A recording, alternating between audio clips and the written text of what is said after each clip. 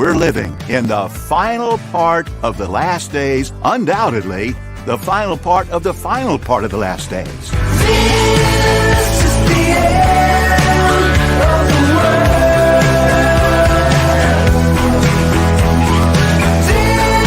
This is the end of the world.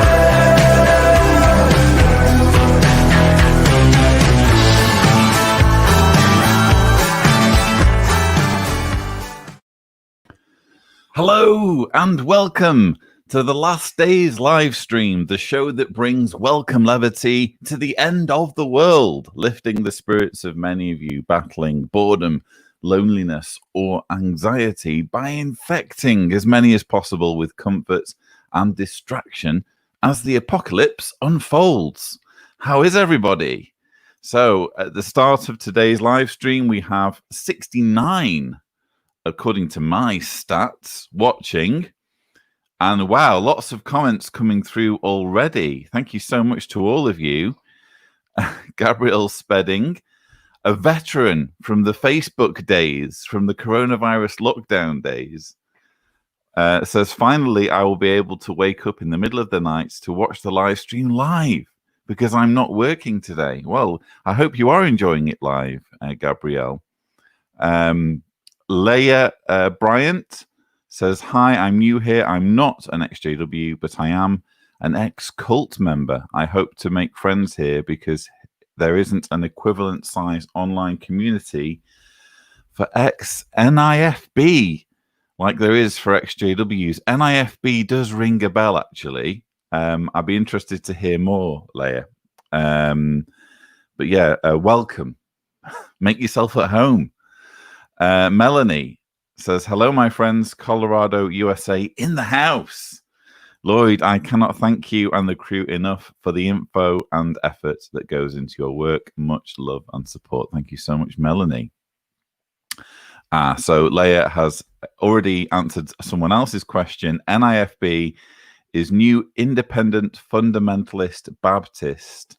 Yeah, that's, I think, I could be wrong, but I think GM Skeptic, genetically modified skeptic, is sort of from that background. So yeah, lots of sort of almost like a constellation of mini cults fall under that banner. So I can imagine it would be problematic to, congeal all of the refugees into one community when everyone's had a slightly different experience. Whereas with Jehovah's Witnesses, of course, it's so uniform, and there are millions of members, thousands of people exiting every year, that it's easier, I guess, for people to relate to each other's experience. Let's just see here.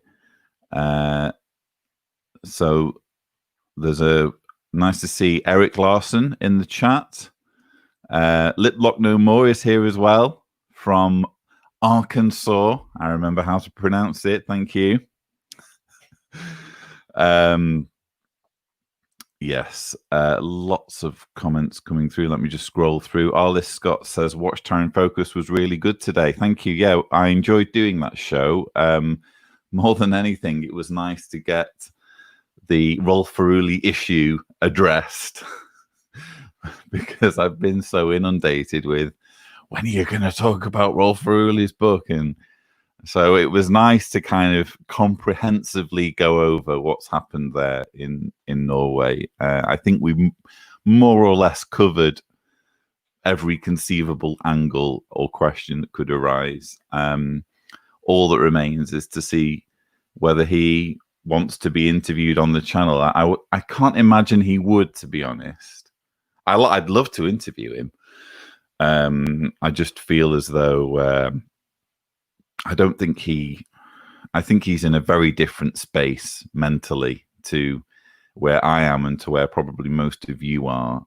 He's sort of in a netherworld, isn't he, of believing it's God's organization and being ousted from God's organization. But I wish him all the best, and I hope his journey proves to be a positive one for him. Just scrolling through some of the comments. Devon Phoenix is enthusiastic. Yes, let's do it again. Gosh. Okay, I'll have some of what you're having there, Devon. Marilla Pink says, hi, everyone. Early evening here, but glad you are all here despite the time zones. Yes, that's for those of you, maybe this is your first Last Days live stream.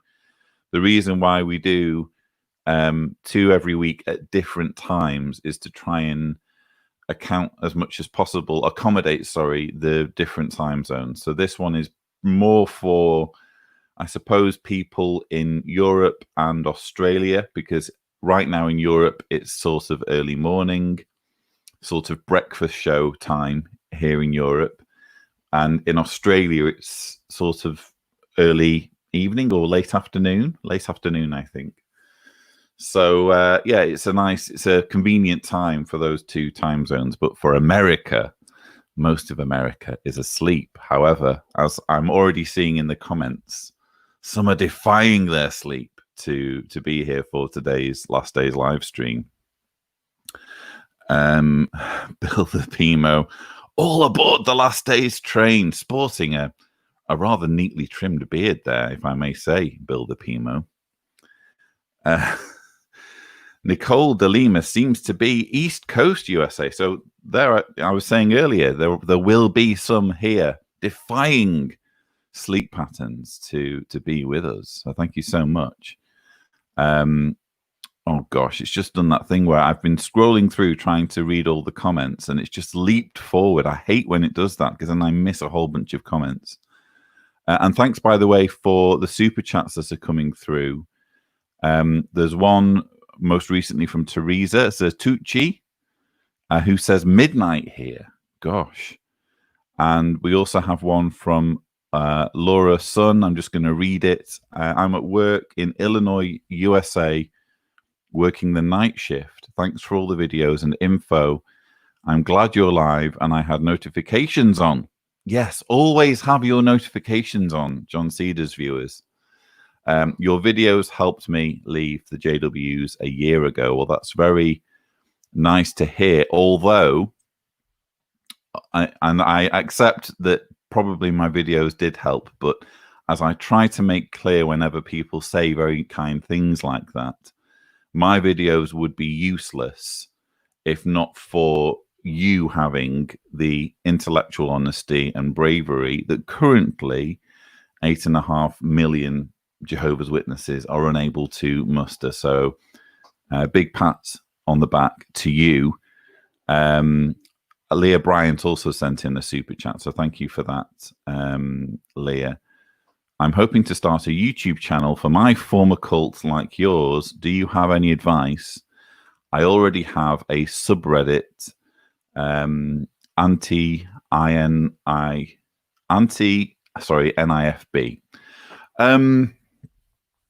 So when it comes to YouTube channels, this is good advice, I guess, for everybody who's, whether you're ex-Jehovah's Witness or ex-Mormon or ex-Scientologist, or in this case, ex-NIFB, just be yourself. And don't expect, here's something I haven't said before. Don't expect to have the energy consistently for years to come. Because what I find is that when people exit a high control group, they have lots of energy. It's kind of almost like what you see when people first join Jehovah's Witnesses. It's almost like a cliche among Jehovah's Witnesses that when someone new joins or gets baptized, of course, this almost never happens because usually it's just kids getting baptized. But if you were to recruit someone from the preaching work and they were to join, usually the person who newly joins the group and thinking that Armageddon's almost upon us is full of energy and full of excitement. And this has kind of a burn on it that gets burned off and then they kind of settle down. And it's like that with leaving a little bit, I think. I've noticed that lots of people who leave, they have kind of a burn on them that's usually around about 2 years. I'm not saying it is definitely 2 years. I'm just saying that's the kind of period that I have in my mind when I think about it. There's like a 2-year burn when they are all kind of, they have a real fire in their belly. And then after that kind of 2 years of intense activism and tweeting and making YouTube videos, you know what, I've said what I need to say, you know? And then they almost disappear off the radar. And it might be, it's not like that for everyone. In my case, my circumstances allowed me to continue on past the 2 years, and also I had an unusually strong fire in my belly.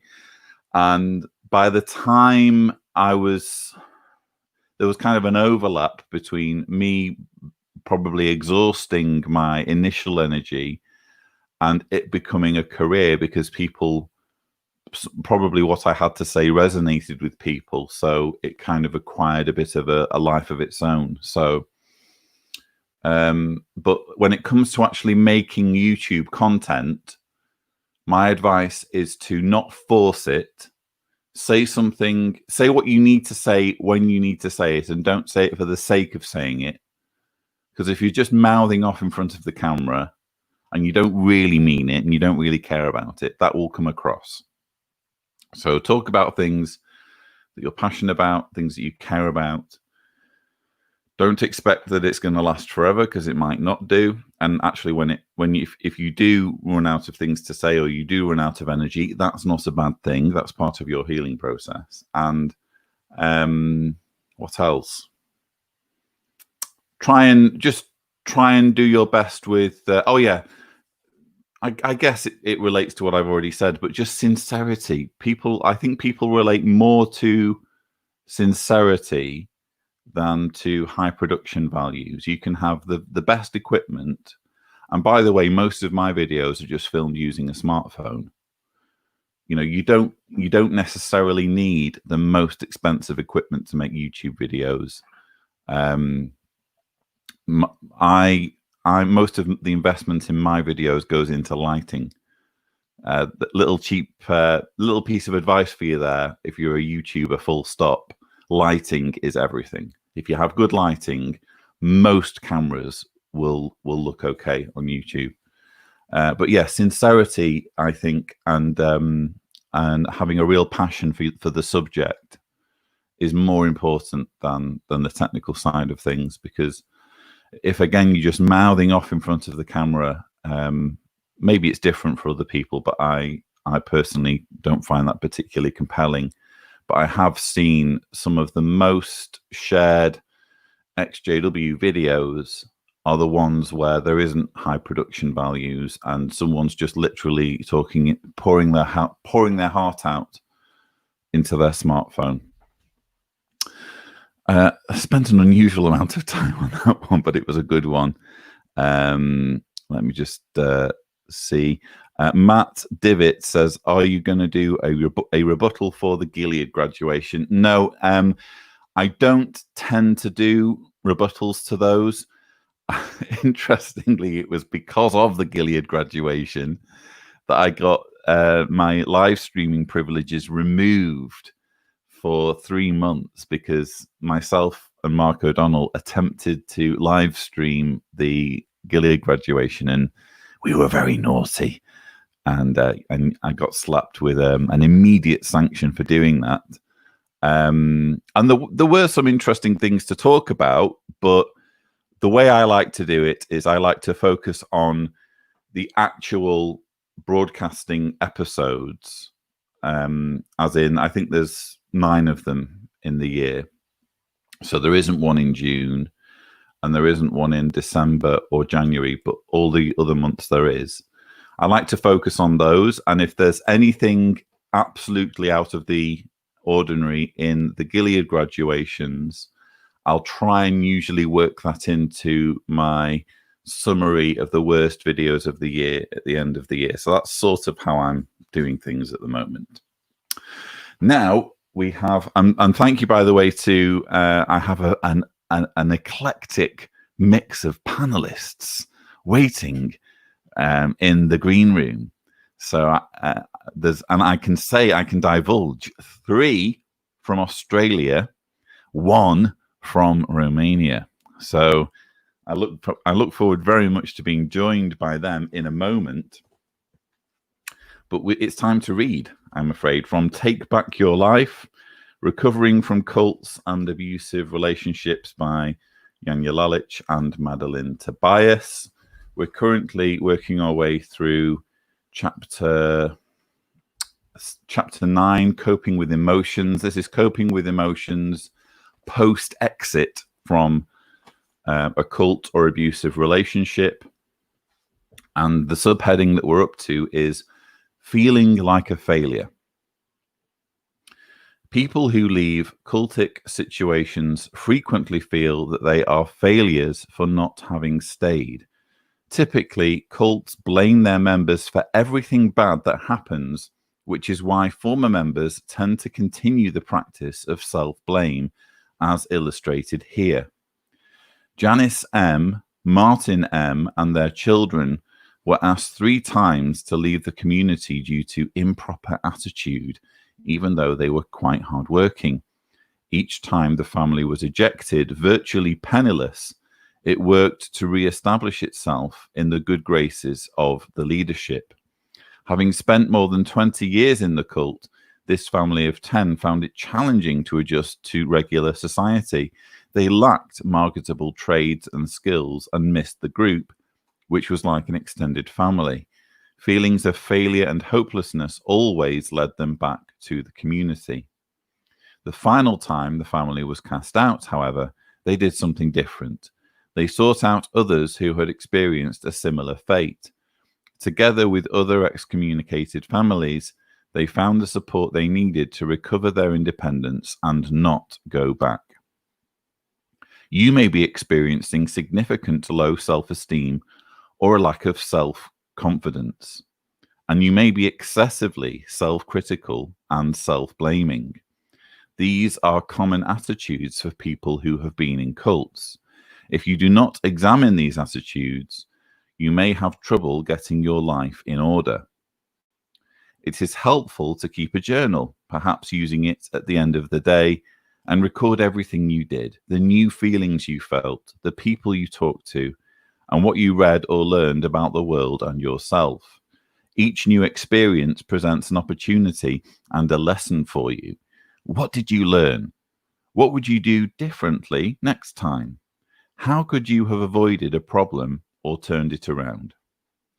If your group was openly critical and demeaning, you may have become so accustomed to being criticized that you may hear the group, leader, or abusive partner in your head still berating you or giving orders. If your group was more subtle, managing to imbue you with fervent internalized perfectionism, you might assume that the critical voices you hear are entirely your own. They're not. Silence those voices by literally saying, "No, go away." Acknowledge something you achieved and take full credit for it, even if it was simply getting out of bed when you just didn't feel like it. Write it down in your journal. These small daily accomplishments will grow, specifically once you take written notice of them. Soon you will see actual progress as you review your diary. The flip side of feeling like a failure because you left the cult is feeling like a failure for having been there at all. When people realize and accept the fact that they have been in a cult, sometimes they blame themselves for not having left sooner.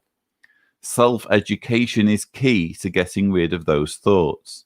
As you begin to recognize the systems of influence and control used in your cult, you will understand why it was difficult to leave. People, even complete strangers, may ask you why you didn't leave sooner or right away. It may be helpful to write an essay answering that question.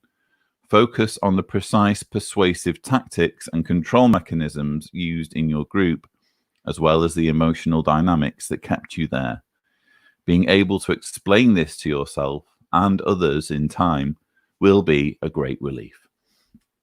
I've been reading from chapter 9 of take back your life, recovering from cults and abusive relationships. And what marvelous advice, because that definitely applies, I would suggest, to certainly many ex-Jehovah's Witnesses who continue to judge themselves by the standards that have been implanted in their minds by the group long after they've left. So wonderful advice there from Janja Lalich and Madeline Tobias. I now invite my green room. I discord them onto the Last Days live stream, and you'll see that we have the welcome return of Kim Silvio, who was here for the first few lockdown live streams. So welcome back, Kim. Thank you very much. Hey, everyone. Hey, guys. Can you hear me? Yes. Yes, Yes, we can hear you. I think there might be a slight delay. Oh, okay. Oh, Kim has invested in a Yeti Blue, if I'm not mistaken. It is a Yeti Blue. I finally think I've sorted out my internet issues. Yeah. Oh, you've moved country. Because the only way to sort out Australian internet. Sasha, I think Kim moved inside, and inside you have a better internet than outside usually. Not much in Australia. Not in Australia. Our internet is held together with sticky tape and blue tack and yeah. Sorry to anybody who's watching. That makes perfect sense. Yeah, Romania is still I number one in Europe. To this actually, because on arrival. Oh, it's not a competition, Arthur. Of course not. But yeah, on arrival in Australia a year ago, I asked Sasha, "Oh, can I have your Wi-Fi?" And I was like, "Oh, something must be wrong," and because it was really, really slow. And it turns out that what Australians do is they all have like internet, but because it's so terrible, they nearly always use their phone's data, which is better. So yeah, it was a steep learning curve, but yeah, that's what the situation is in Australia. Yeah, we're the lucky country in many ways, but we're just not lucky enough with our telecommunications. But we'll get there. Indeed. So, any thoughts on what I was just reading from the book? Yeah, beautiful, excellent material. Great advice. I think so. Shall someone start? I'll just start and then let's see how we go. But yeah, I thought that point of being able to take the blame if something doesn't go well, but never take the credit if something does is, I think, one of the hardest things to shake coming out of the religion, because when things go well, you can't even enjoy that in the way that you might and take some credit for it and sort of languish in it. So yeah, that's what I thought that was a really good point, and I think still something I struggle with years and years after leaving, for sure. Indeed. Yeah, because it robs our self-esteem, doesn't it? You know, the group made us believe that anything that we accomplished really wasn't. We weren't allowed to be proud about that. It was only on behalf of the group that we were able to accomplish anything. So our self-esteem was squashed. Our ability to give ourselves credit for things that we did was squashed. It was all part of that high control nature that the group had. Yeah, indeed. So Leah Bryant there saying, I took a long time to escape the emotional baggage from them. Wish I had left sooner. There is so much emotional baggage, isn't there? Which, again, is really one reason why we do what we're doing here, because unfortunately, there's so much emotional baggage that, especially when there are difficult times or stressful times on the world scene, people revert to their coding, don't they? And assume that it's the last days. I hate to, if anyone's tuning in for the first time thinking that we really do believe these are the last days, I should probably nip that right in the bud. We don't. It's just that these have been declared the last days by Stephen Less, as you saw in the intro, and this carries weight, doesn't it? This carries currency in the minds of many, not just Jehovah's Witnesses, but I'm guessing lots of people from fundamentalist backgrounds who have been kind of indoctrinated into a very doomsday interpretation of world events. Yeah, and can I pick up on something too, Lloyd? And Leah's comment was excellent, where she was asking for some advice on how to help people. I thought that was excellent. The points that you brought out were brilliant, because we need to help people to break away from that thinking pattern that the groups that we escaped from had imposed upon us. And you made some really good points there. And I know you've spoken many times about how to help people maybe get involved with activism or get their voice out there. And on the Atheist Experience episode that you were on last week, you had an ex-JW phone and ask about that as well. And some of those points you gave were absolutely brilliant. How did you feel like when he phoned up and he asked you for that advice? Do you feel that that's a common question that you get put your way by those who have left? If it's the one if it's the one I remember, it was someone who has parents who are still believers, but he's itching to get involved in, I think he said, atheist activism. Yeah. And so my advice was, well, hold your horses a little bit, because activism, I genuinely believe that activism isn't for everybody, and not everybody who, I think that escaping a high control group or a fundamentalist religious group is a triumph by itself.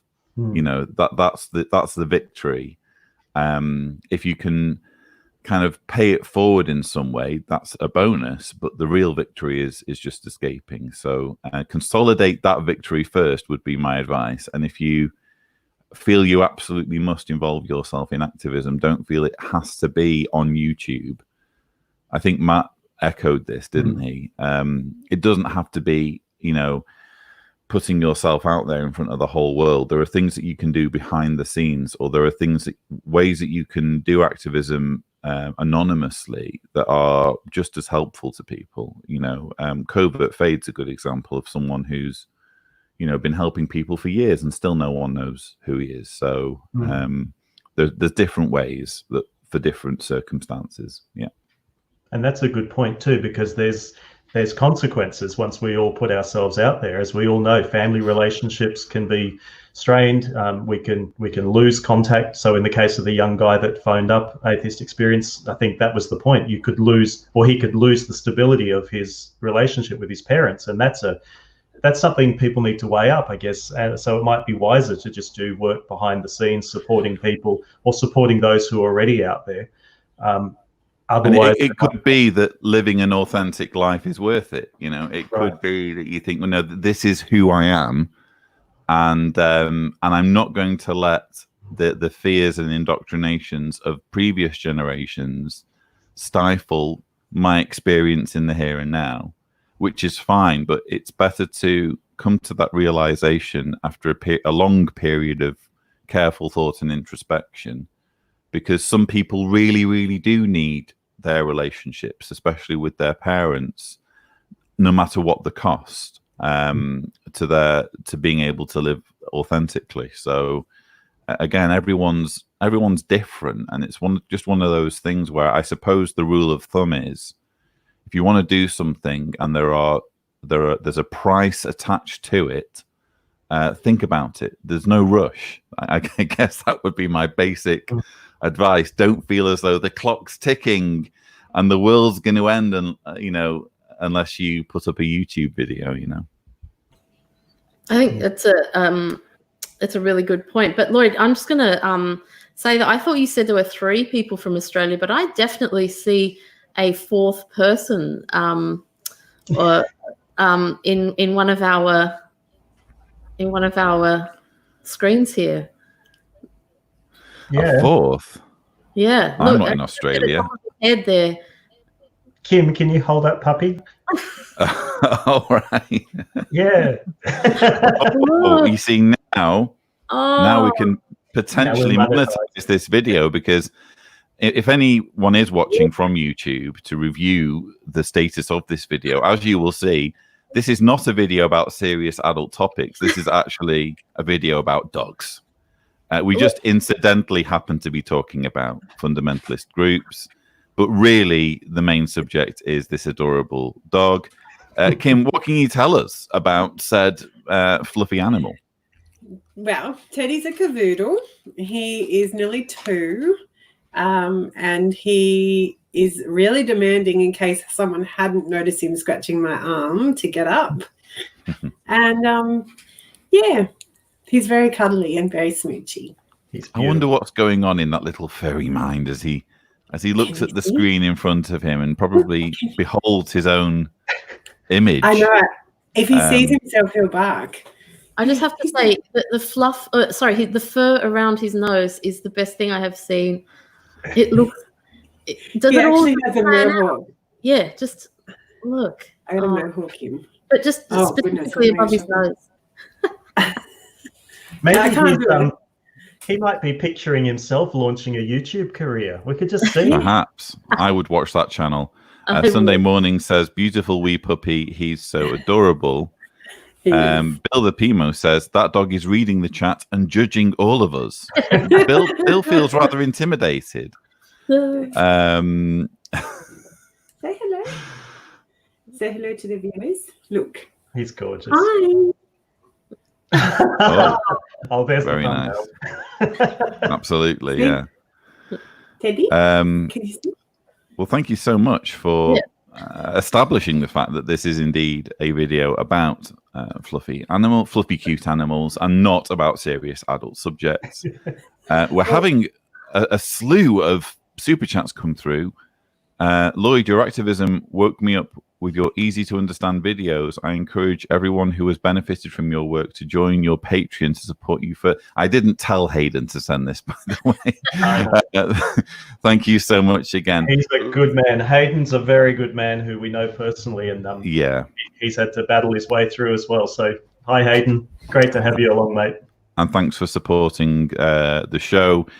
To be completely honest, even with fluffy animals, it's very, very rare in the current climate for YouTube to allow me to monetize these live streams. So this is a really nice gesture. So thank you. Alana Michelle says, today my grandma told me that as an unbaptized publisher, as I wake up, if I leave, I'll be treated as disfellowshipped. They'll take your family. Well, it's true. And it's a very potent threat, and as I've said before, we're social creatures, aren't we? We need these connections. And I had an expert on ostracism on the channel once, and he explained that it is actually a pain sensation when you get cut off from almost anyone, but especially people who are close to you. And the reason there's actually an evolutionary value to that pain, because if you're on the savannah and you're in a tribe and that tribe ejects you and you're on your own, you're going to die, because humans rely on each other for survival, especially in that situation. So you need to either reestablish ties with your tribe, or you need to find a new tribe. So the pain, like when you hurt yourself doing something else, I recently had metal in my eye, and I wouldn't have known about the metal if it didn't feel at least a bit uncomfortable. It wasn't like a searing pain, it was a discomfort. And that discomfort led me to get my eye checked out and probably saved my eye. So pain, although it's obviously painful, it's also a stimulus. It stimulates you to take action. And so that's why we feel the pangs of pain with ostracism.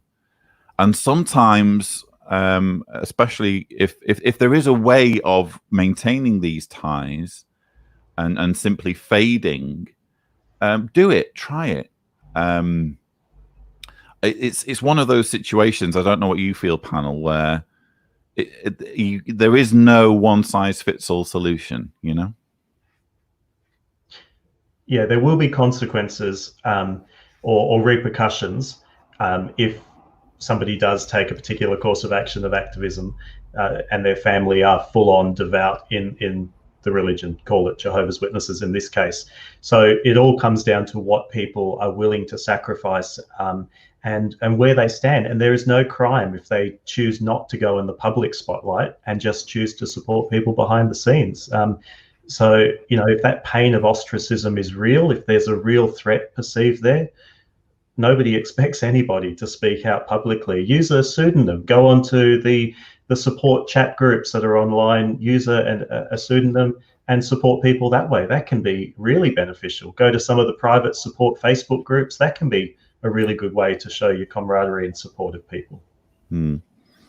I will just say as well that although ostracism is painful, especially in the immediate aftermath of being ostracized, it's one of those situations where time can be a healer. And I found that to be the case for me personally. You know, in the early days of being shunned by my father, it was extremely painful. But, you know, now we're a number of years down the track from that. I think 8 years, is it? Something like that. And, you know, it just gets easier with time. I think when it comes to parents, there's always like a hole that they leave in your life when they're not there, even if your relationship with them is less than ideal. But it's almost like a survival mechanism that you're going to find ways of coping, and you're going to find other relationships that will take over, that will compensate, so that as time passes, you think about that person less and less and less. And it's not a bad thing. It's kind of a survival thing, isn't it? And flip the tables. Sorry, Naomi. No, sorry, Sasha, go on. Oh, just thinking it ties in with what we were talking about earlier too, that if we flip the script and we change the narrative, we're not missing out on them, they're missing out on us. So if these family members and so on choose to cut the association because somebody is taking a stand for truth, honesty and integrity and, for example, leaving the religion, that's something to be proud of. And they're missing out on the relationship and all of that benefit that comes from having a relationship with you. So yeah, I guess rather than being the victim, we actually say, well, we're taking a stand for something positive, and if they choose to cut the relationship, it's their loss. And it reminds me of a really great expression or great quote that helped me in my waking up stage too, that the best revenge is to live a happy and successful life. So that's the best answer. If they choose to cut us off, live a happy and successful life, be positive and be proud that you took a stand for what you believe in. Absolutely. It made me think that after I left for a good few years, I want to say 8, maybe 10 years, I didn't want to do activism. And so I do understand what you're saying there, Lloyd. I didn't want to do activism because I felt that they'd had enough of my time. And I do understand if people feel that, you know, I feel like I've wasted enough time thinking about it. And I didn't feel I wanted to give them any more of my time or energy. That changes over time. And now I don't feel like that. I feel more ready and able to talk to others about it and not be so triggered myself. And I think you're right. Time can heal those things.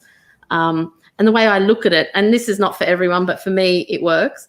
I just look at it as if it was a death. And if my father died, I would have to go through the process of mourning that. And I sort of have done over the years. You can't maintain that sense of, oh my God, he's, gone. Over the years, eventually it changes into something else. Indeed. Hayden Honeywood says, Alana, you deserve to be happy. Your grandma should love you unconditionally and accept your decisions. I guess saying it is one thing, but doesn't always work that way. But definitely agree with you. No one should be made to feel guilty for, taking a stand for their authentic self. Michaela Abraham says, I really appreciate these live streams. They've really helped me deal with all this crazy stuff going on. Thanks, guys. I never imagined doing these, quite frankly.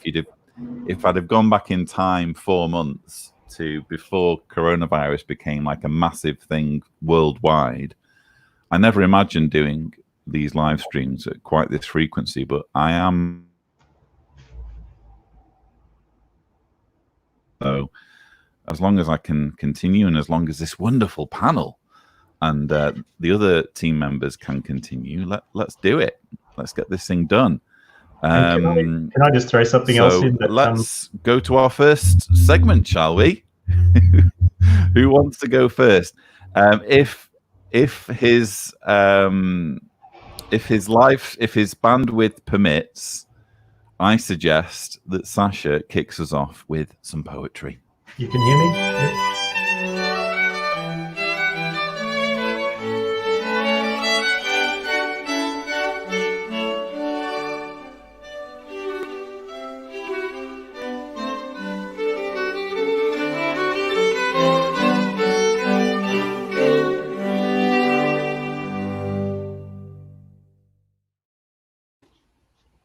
Okay, you can hear me okay?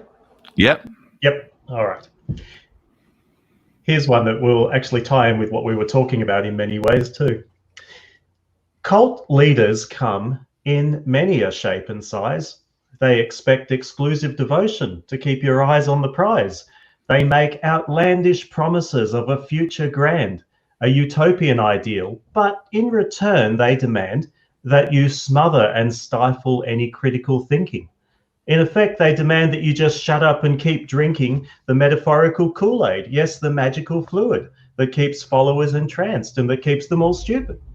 Such cult leaders may take the familiar religious form, or even appear as a political leader with a mindless swarm of followers chanting slogans like, "Make America Great Again." But sadly, the reality is their leader is foolishly inane, spewing a rhetoric that divides and creates great hate. So if the nation really wants to make America great, let's hope sense prevails and all remember to remove that cultish leader on the 3rd of November. Thank you, Sasha, for a poem that spans cults and politics. So they're all a cult, really. If you think about Steve Hassan's book, The Cult of Trump, it's the comparison of religious cults and political cults, whatever side of the spectrum people are on. Yeah, there's certainly a lot of charisma involved in said political leaders' politics, and the same is true when you look at the way cults work. So yeah, thank you very much. This was a form of spiritual covfefe. It was bigly. Steve Thu says, "Damn, Sasha, you have really excelled with your poetry." Thanks, Steve. Eric Larson says, "Yay, Sasha." Smee0208 says, "Bravo," as does Michael Chavaria. Anna Maria is laughing. So yes, well received, it would seem. But it remains to be seen whether another segment will be well received. It's always a little bit touch and go with these things, but let's just see what awaits us in Sing Along with Arthur.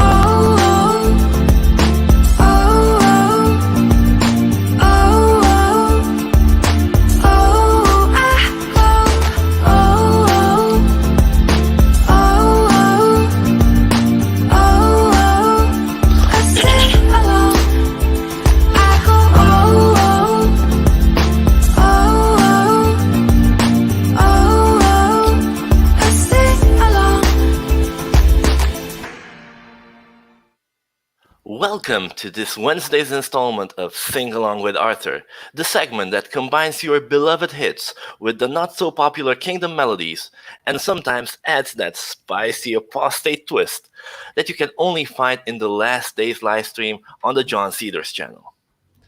Today's song was inspired by a Facebook post published on Monday by our Irish fellow activist Jason Wynn, who quoted from the booklet Examining the Scriptures Daily, where the commentary for that day's text read the following: "It is especially important to avoid websites promoted by apostates." The truth is, we activists, who are considered to be apostates by the organization, do promote one very important website when referring to Jehovah's Witnesses, their very own official website, JW.org, because we find a lot of nonsense there, don't we? Ergo, based on the slave's reasoning, I came to a very obvious conclusion. Jehovah's Witnesses should avoid JW.org, pun intended, in reference of this very important resource founded by Jason himself and accessed by countless users. This wordplay on Avoid JW prompted me to think about coming up with something on JWFacts.com as well. That's when I almost crashed my bicycle when running into Brother David, a regular pioneer in my former congregation. Actually, it's Fratele David, or Fr David. David actually made me realize that it's not facts.com, but facts.com. Easy. So, to quote another friend of ours, without further ado, let's roll the clip. How seamlessly will you roll the clip, though, Arthur, is what we need to see. Excellent intro. Okay. Okay. Do we have? Yeah, of course we do.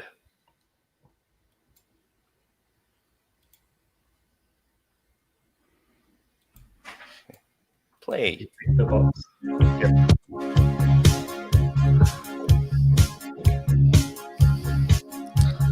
Facts don't come easy to me. How can I find a way to wake up from this damn cult? Facts don't come easy. Facts don't come easy to me. Research is the only way for me to refute the slave class. Facts don't come easy. When the seeds of truth were sown, I made the good news on my own. But I since have learned the hard way that teachings don't make sense, and had to dig into all these things. But facts don't come easy to me. How can I find a way to wake up from this damn cult? Facts don't come easy. Guys, I need your sympathy to guide me through apostasy. There's no easy, dignified way when you plan your fading tactics. Please do thorough and objective research.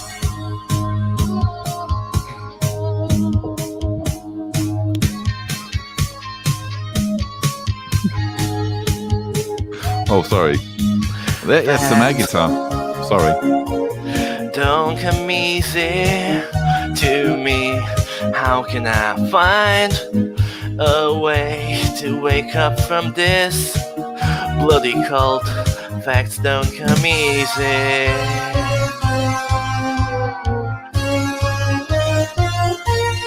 It isn't easy. Facts don't come easy. Facts don't come easy to me. Research is the only way for me to refute the slave class. Facts don't come easy. Don't come easy to me. How can I find a way to wake up from this damn cult? Facts don't come easy.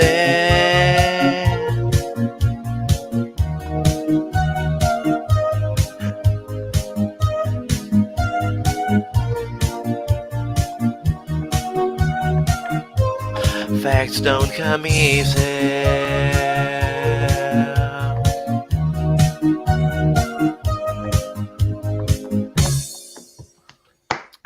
Oh, Arthur. Thank you very much. Outstanding. That was outstanding. Brilliant. Arthur, I'm sorry for editing in such a way that we missed your air guitar. Could you just show us briefly the technique that you were using there? Thank you. Do you have any advice for viewers on how to do the best air guitar?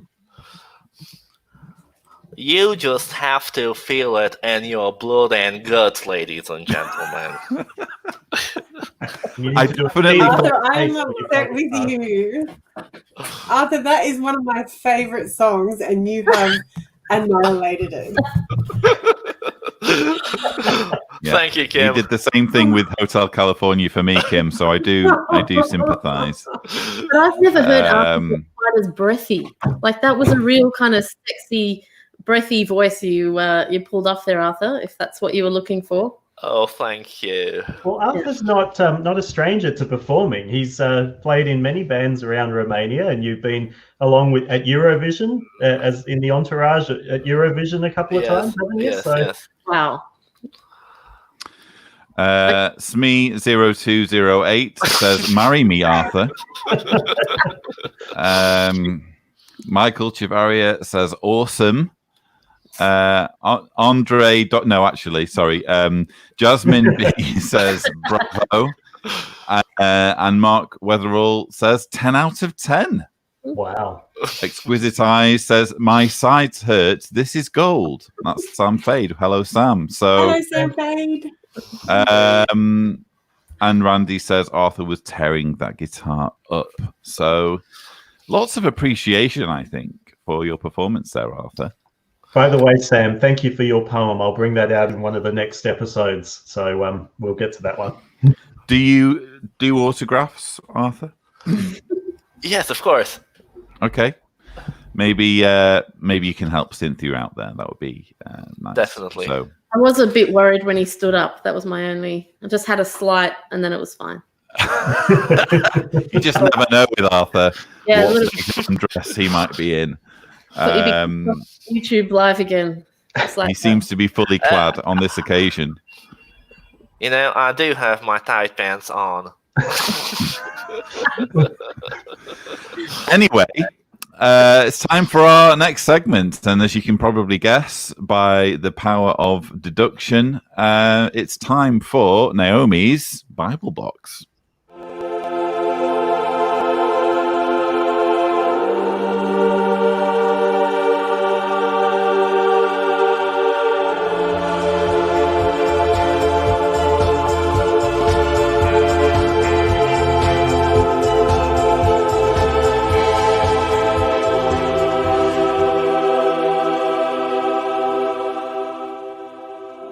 Naomi's Bible Box.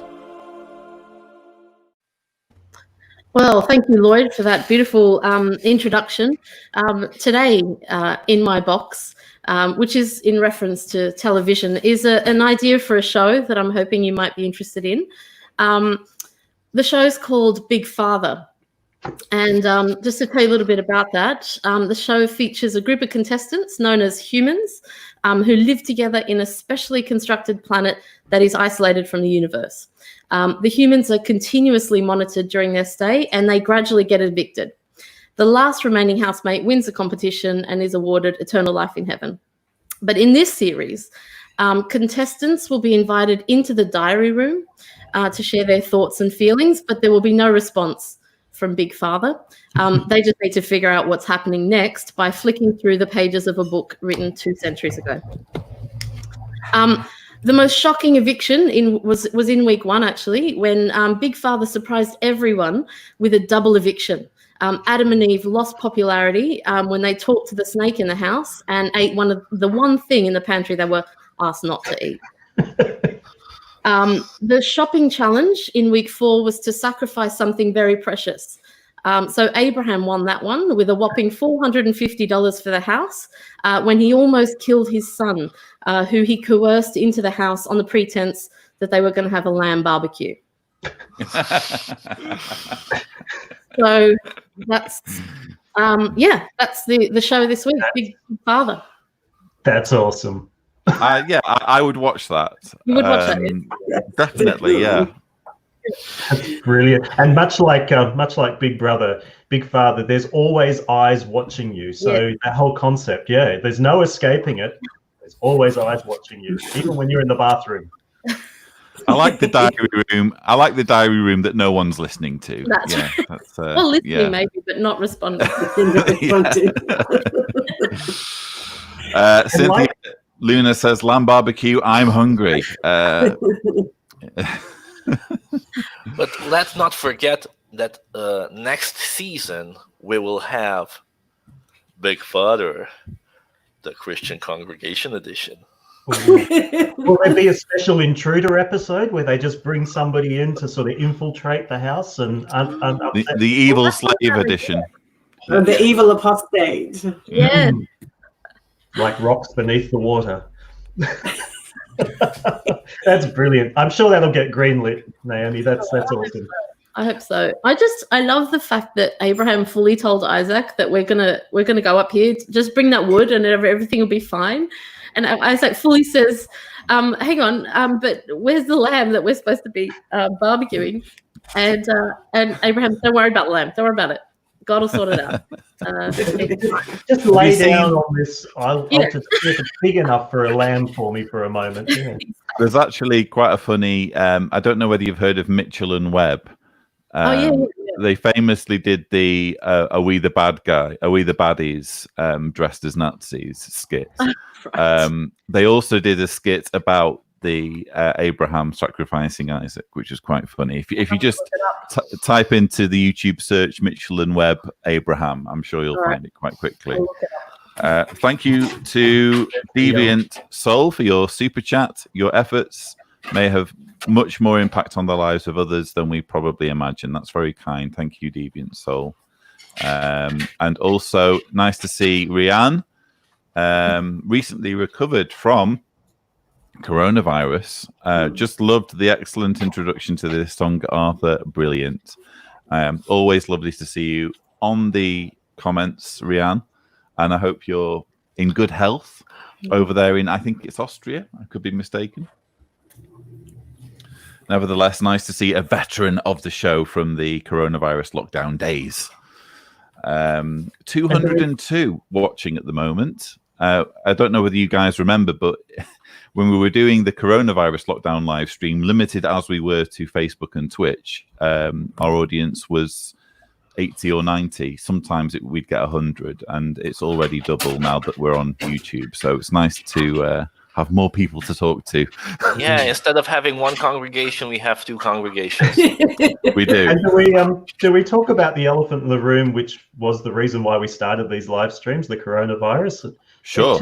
It seems to be getting worse again in the States. Yeah. What is going on? Like, what about Romania, Arthur, and Croatia, Lloyd? Yeah, and as I said in the previous episode, Romania is struggling with new infections day by day in some parts of Romania. Here in Oradea, we don't have any new cases. We do have quite a spike here in Croatia. So for a long period, we were getting like 0 or 1 new case per day. And so it was looking like it was pretty much under control because Croatia was very fastidious with its lockdown measures. But the problem, unbeknownst to me, I didn't realize, but just to the south of us, in fact, if you get in the car, you'd be there in 45 minutes. We have Bosnia. And Bosnia's approach to coronavirus has been that of Sweden, which is to basically ignore it and see how that goes. And so, as you can imagine, their cases have just been spiraling out of control. And so we've had people who've come across from Bosnia basically infecting others. And we've also had, I think there's also a little bit of complacency on the part of the Croatian government because Croatia is a small country, population of only 4 million, very, very dependent on tourism. And I think that the feeling seems to be, okay, we've done the lockdown thing, which was conveniently just before the tourist season. Now let's try and get a bit of the tourist season and try and get some revenue in to save our economy. And of course, people come to the Croatian coast from all over Europe. And I can't help but wonder whether that's also contributing to an immense spike. So again, it's gone from like 0 or 1 cases per day. I think it's been around about this sort of 16, 17, 18 per day now. suddenly a huge spike out of nowhere. So it is quite concerning, and Deanna and I are keeping close tabs on it. We're just very grateful that we took our window of opportunity to go and get a kind of a social distancing holiday on the coast while we had the chance. And we've also been making a few home improvements. So hopefully we'll be a little bit more comfortable the next time there's a lockdown, which seems almost inevitable with how it's spreading. So yeah, I do think that there seems to be a second spike in the offing. You know, the solution though to it all is was offered by a very wise man who has a very big country that he takes care of. Just simply stop counting. You see, the more tests you do, the more cases you'll find. So if you stop doing I do really try not to be political, but that was a horrendous tweet, wasn't it? Yeah. Let me just see if I can find it. As well. He said it at his rally in Tulsa. Same thing. He said with great pride, he said, I told my people, stop testing. You're doing too many testing. If you do more testing, you'll find more cases. So I told them to stop testing. It's pure statistics. It's math. Do the math, people. And then his babysitters all... Sorry. No, go ahead, Kim. His babysitters came out and said, oh, no, he was joking. And then he's come back out today and said, no, I wasn't. I was serious. Let's stop testing. I'm like, oh. Yeah. You apply that same logic to, if you suspect you might be pregnant, if you don't test, then you're just not going to be pregnant, right? Isn't that the way it works? Well, his exact words verbatim were, cases are going up in the US because we are testing far more than any other country and ever expanding. With smaller testing, we would show fewer cases, ! And I retweeted that and said, in other news, scientists have discovered that when less people investigate bad things happening, less bad things seem to happen. It's just a total head in the sand approach, isn't it? I think that's what's happening with animals going extinct. I don't think they are going extinct. I just think people have stopped counting them. Do you think so? Yeah, indeed. Same as the polar ice caps. We just stopped looking for them, and that's why they're not there anymore. Stop measuring it. Yeah. It is, I mean, again, I try not to be political, but when you have, the leader of one of the superpowers saying such ridiculous things, it's difficult not to talk about it. And what do you even say to that?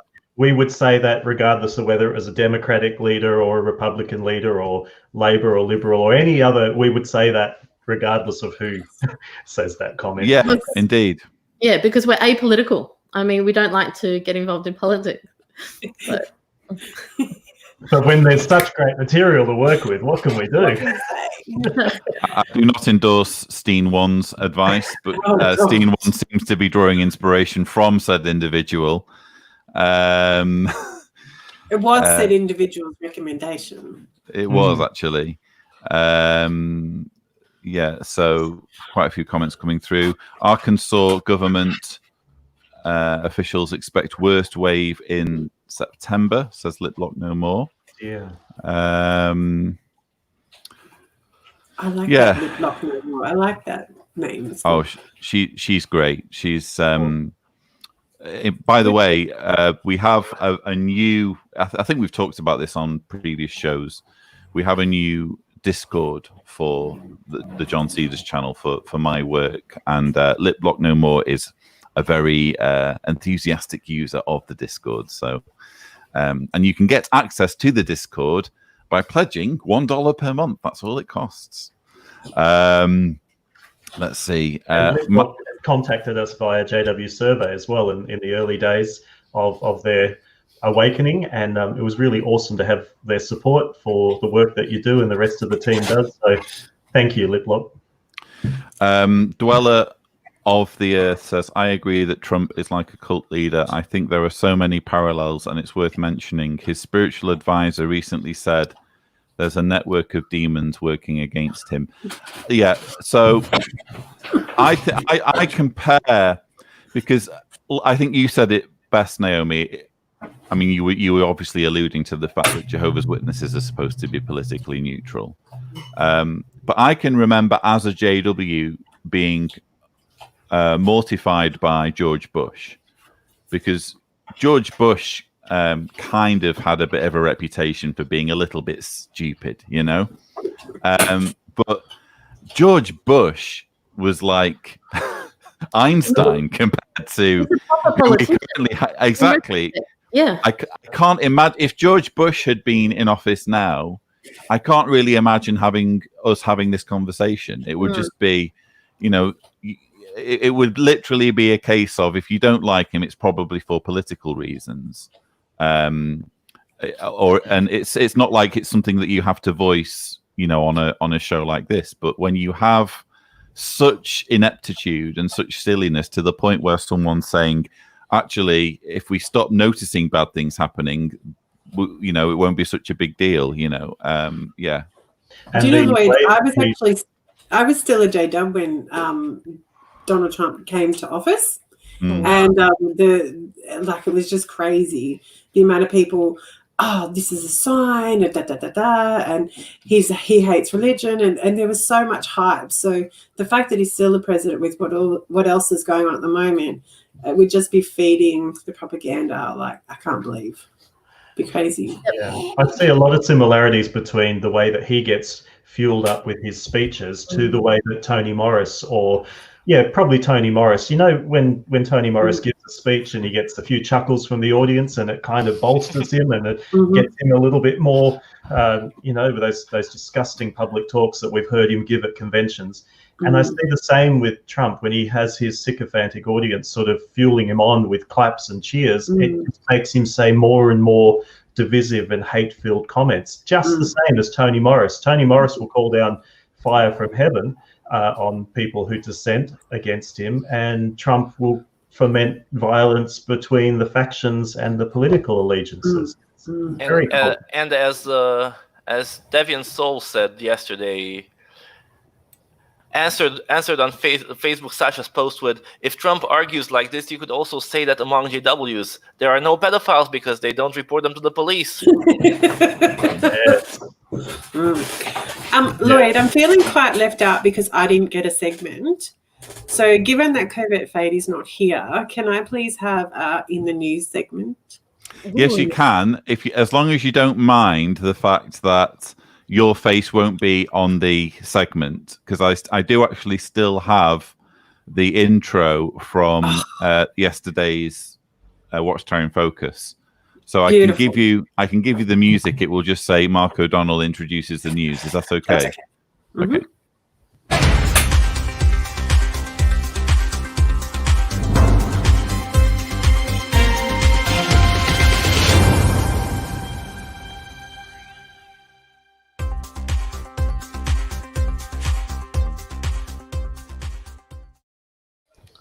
Hello, Mark O'Donnell. How are you? Hello, I'm very well, thank you. It's very early in the morning over here, so I look a bit different. So, so bear with me. Understood. No, it is not. I have snuck in. I am now acting on behalf of Mark O'Donnell, even though I don't have his consent, but that's okay. I just wanted to give everyone an update. There is some good news in these last of the last days. And even though Watchtower won't acknowledge them, it certainly wouldn't be concerning them. But I'm not sure whether or not everybody's aware, but there was a reasonably reputable news article on the project, which is on Channel 10 in Australia, and it's on YouTube everywhere. If anyone has missed it, go and look. Talking about the Australian Redress scheme, which was the recommendation that came out of the Australian Royal Commission, which is extremely exciting. The Royal Commission did wonders for most people around the world in waking up, but also the redress scheme has given opportunity for victims to have their situations acknowledged. It gives them the opportunity to be told that they're sorry for what happened to them.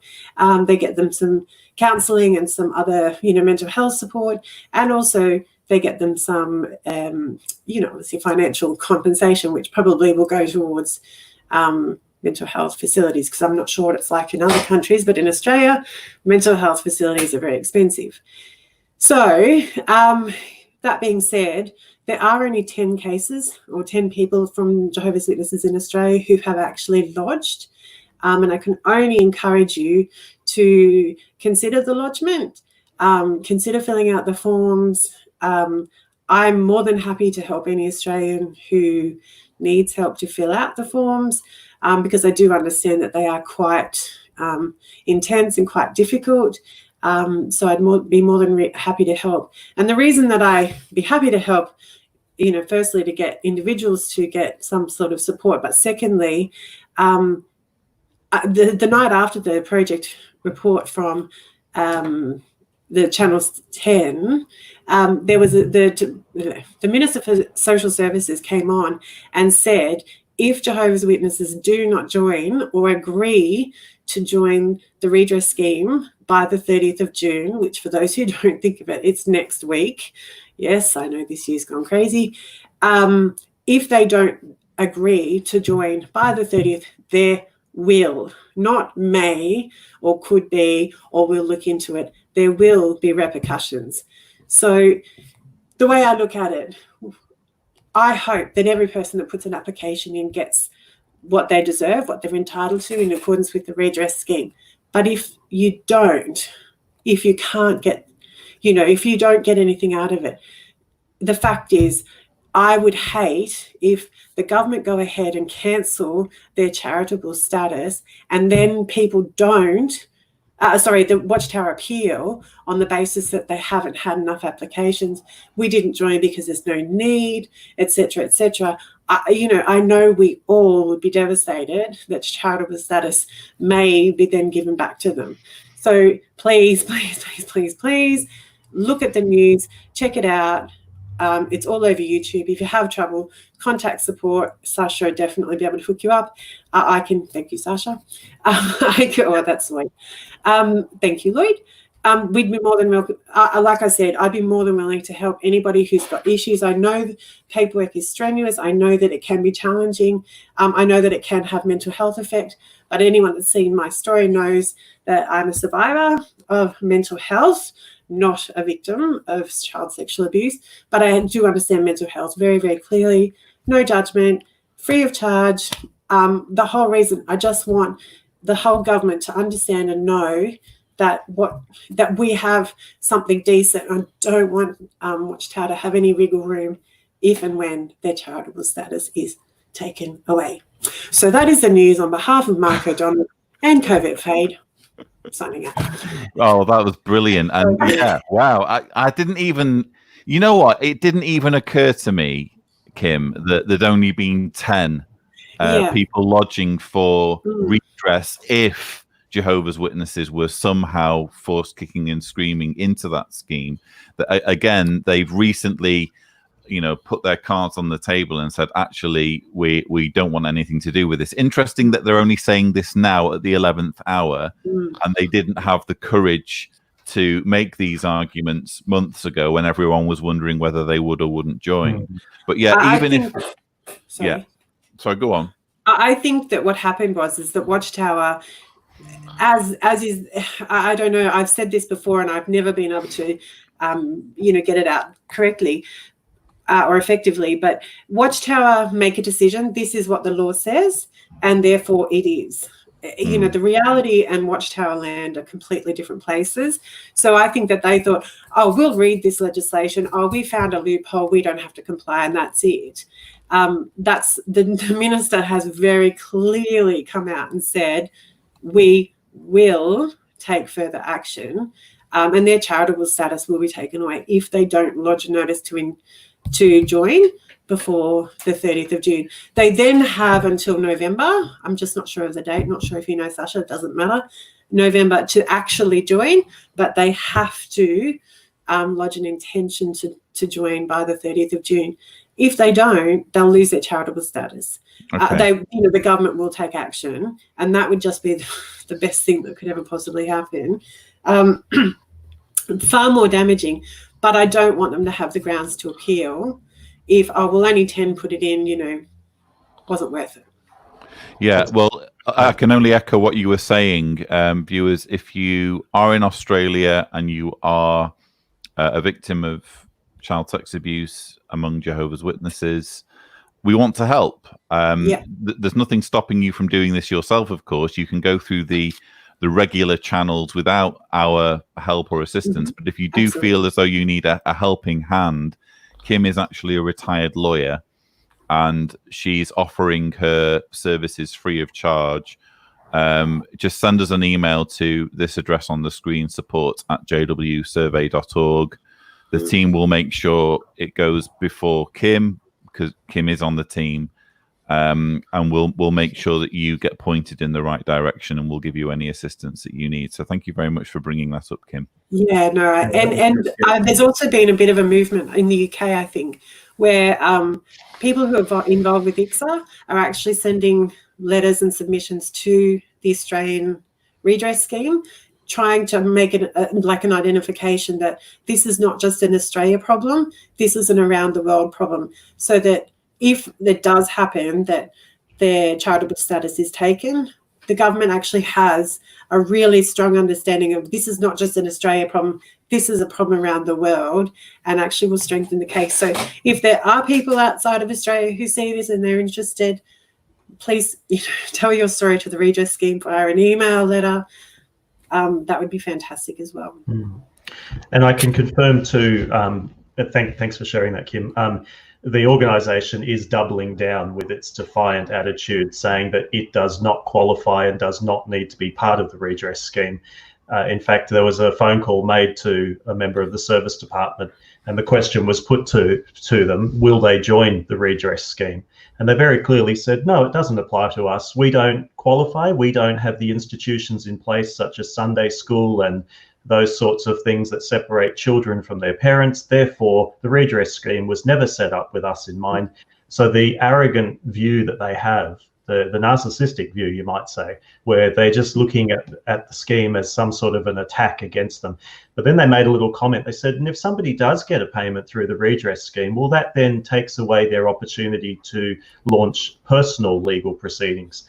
So they're speaking out of both sides of their mouth and with a forked tongue, but they basically confirmed that they have absolutely no intention of being part of the redress scheme, and that it doesn't even apply to them, they said. Well, they're using the same arguments that they're trying to use, and we saw them trying to use on the first day of the ICSA proceedings, using this ridiculous argumentation of, what do we have to do with separating children from their parents? And there are, as I explained in my video, there are multiple examples. Just one being field ministry meetings for field service.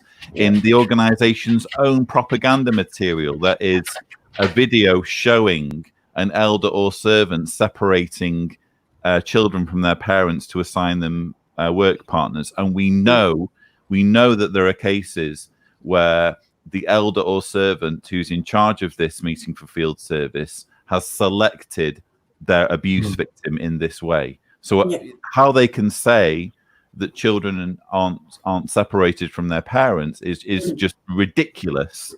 But that it's the same as what they did at the beginning of the Australian Royal Commission as well, arguing that they didn't fall within the terms of reference because they weren't familial cases or not. I can't remember which one it was, but it's the same game that they play every single time. Indeed.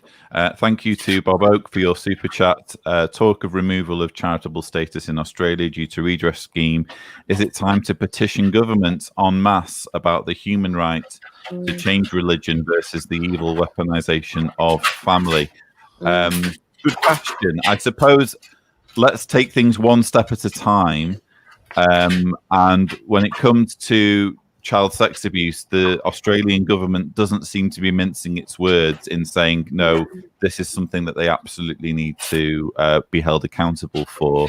When it comes to things like shunning, look, I'm supportive of any initiative, whether it's a petition or whatever, to try and raise awareness. So thank you for that suggestion. And isn't that initially what JWsurvey was set up for? You could compile all of that information to send it through to the governing body or to the leaders of the organisation to let them see that there are issues that need to be addressed. Indeed. What are they saying to actual Jehovah's Witnesses now about all this? Like, I'm quite curious. I've got no way of finding out. About currently what they're saying? Yeah, so how are they explaining to their current members what's happening with this in Australia? Oh, very simply, they've got a narrative that's been spread around, and we saw it personally when we took our tour of Bethel. They are saying to witnesses that we, the organisation, were the best at the Australian Royal Commission. We were the best institution there, and in fact, we were praised by the Royal Commission for how well we took care of this issue and how well we handled the proceedings of the Royal Commission. That's the narrative that they are saying to witnesses. So witnesses who are kept deliberately in the dark by leadership are literally being told it's not an issue, it's not our problem, we shouldn't have even been there, and in fact we were the best ones and we should be praised for that. It's really bad. The poisoning of the well is terrible. It's appalling. And any of them might, like anyone that, you know, is affected by child sexual abuse, and they're very rare cases, I think this was brought up in the phone conversation, that they would be supported. You know, and the thing that really stuck in my craw was, okay, they're going to be supported, but they've got to get a solicitor. They've got to pay legal fees. They've got to wait however many years. A lot of their, if they win, a lot of their winnings will go to the solicitors. But they're on the surface, they're saying, you know, we would help, and brothers are going, oh, that's great, you know. So it's sort of that we don't really have a problem, but if there's one or two, we'll just help them out. It's all good. All right. You know, I really wonder what will happen when reality crashes with their expectations as an organization. I mean, that service desk guy told in that phone call that we don't have the organizational settings that would mandate us to join the redress scheme as an organization. But when actually the government, the authorities will make it compulsory, hey, you two have to, because you have these issues, and these issues won't get solved unless you join. Do you know what? I think for me, I hope they don't join. I would love to see their charitable status ripped out from underneath them. That will absolutely, they will do more damage. And I think ultimately, I'm not a victim, so I can't speak for victims. You know, I do have serious mental health issues, and a lot of them are from my time in the organisation. For me, as a not child sexual abuse victim, I would be just wrapped and think that would be just deserved to that organisation for what they did. So, for sure, because ripping off their charitable status would mean stabbing them in the back, because that's what they care about, money. And every other country, it's all about money. Yeah, and every other country in the world will be like, hey, look what's happening down there, and you know, why wouldn't they follow suit? They've got a lot to benefit from their tax. Absolutely. And you know what? It might actually scare Watchtower, it's precedent, might scare Watchtower into going, hang on a minute, this is what's happened. We've got to, maybe it would be the kick up the bum that they need to change their policy. I'm already imagining what the video propaganda is going to look like, and I think it would just be Russia Mark 2.0 for them. They would just say, "Oh, we're being persecuted in Australia. Satan's world is persecuting us. And they don't understand. Wicked apostates have manipulated the government into believing lies about Jehovah's organization and yada yada yada." Persecution in Australia involves a beer and a barbecue. I don't believe anyone could believe that. I don't think Australians would be bothered to persecute. It's so laid back about it. I just think it's a very simple solution. If they didn't allow people to be abused within the organisation, people, especially in Australia, we're too lazy to bother. We'd be just chill, going, yep, do your thing, but just don't hurt anybody. Yep. Joshua says, in my opinion, they do it to cover up and look like a clean organisation with no issues whatsoever. Sure, there may be some pedos, but we disfellowship them, LOL. Devon Phoenix says, apostate liars slogan repeated until the followers are brainwashed into ignoring everything. The Aussie Outdoor Blokes says, I agree, take the charitable status. You and many should sue the ass off them for mental abuse. Michaela Abraham says they really aren't a charity, so they don't deserve to have a charitable status. I've been saying this for a while, actually, that if you think about it, calling this organization a charity, even if you put to one side the issue of child sex abuse, the industrial scale cover-up of child sex abuse, you're still left with issues like people being persuaded to martyr themselves over the blood prohibition. You're still left with people being dissuaded from higher education. You're still left with families being ripped apart through shunning. To call this organization a charity is an insult to all of the victims of this cruel organization. So even if you disregard the child abuse issue entirely, they still shouldn't be a charity. And that's one thing that I'm very keen to kind of keep the heat on in my own activism, is just trying to explain to my own country, Britain, that look, you absolutely should not be calling these guys a charity, because that's an insult to all the people that they're hurting. Yeah, but in Australia, the Child Commission have a website that talks, and they actually report, financials, whether or not they have to lodge tax returns, etc., etc. And they also talk about how many people are employed, how many people are members of that. And in Australia, each congregation is its own charity.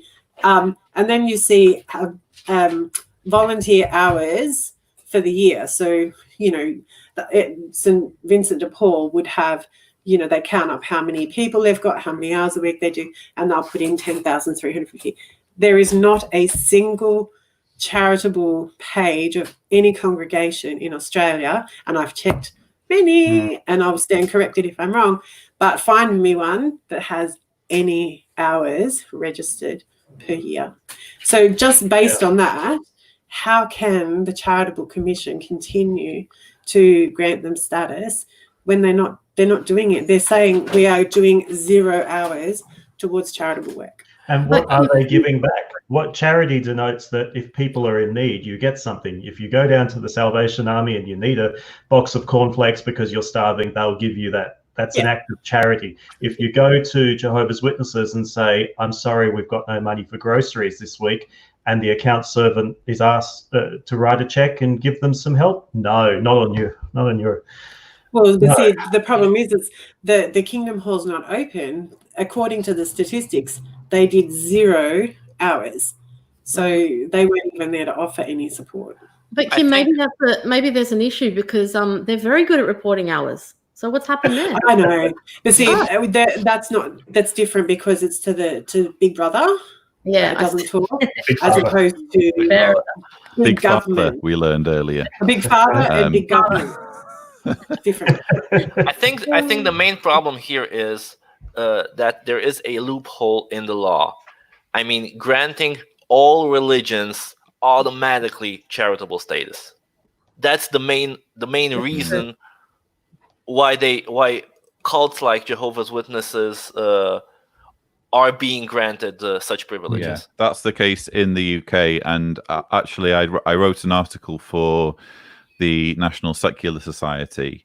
You can Google it, and I was kind of piggybacking on their complaint about this because they've been highlighting the fact that in the UK there are hundreds of charities that are only charities because they quote unquote promote religion, and the National Secular Society is saying, hang on, how is this a charitable cause? You can't just say that someone is automatically, an organization is automatically a charity just because they're promoting religion.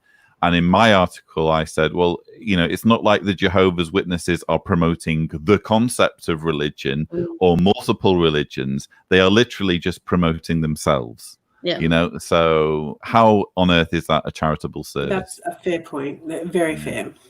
Well, they do get eternal life on a paradise earth as a reward. We just don't know.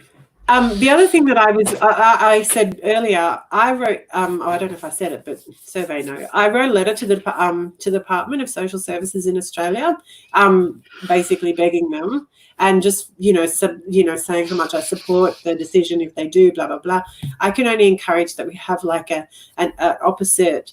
You know how we all wrote to Russia. And then I think in the generations gone by, everyone wrote about what happened to people in Malawi. I think we should have a writing, what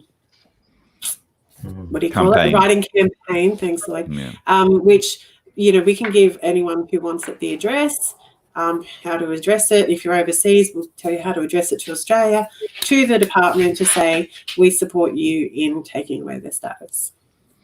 Definitely. Any ideas along those lines, I'm fully supportive of. That's all we have time for, though, in today's Last Days live stream. Thank you to my wonderful panel for your contributions, not just in your segments, but also your thoughts and insights have been very, very interesting. So thank you so much. It was a pleasure hanging out with you all. Thank you. Thanks, everyone, except Arthur, because you ruined my song. And just a reminder as well that, again, if you're in Australia and you are an abuse survivor and you would like to at least hypothetically be a recipient of redress from Jehovah's Witnesses, please write to support@jwsurvey.org and Kim will help you with your application. But that's all we have time for. I hope you've enjoyed today's Last Days live stream. Please remember to stay positive, and we will see you in the next show. Take care. See ya. Bye. Bye.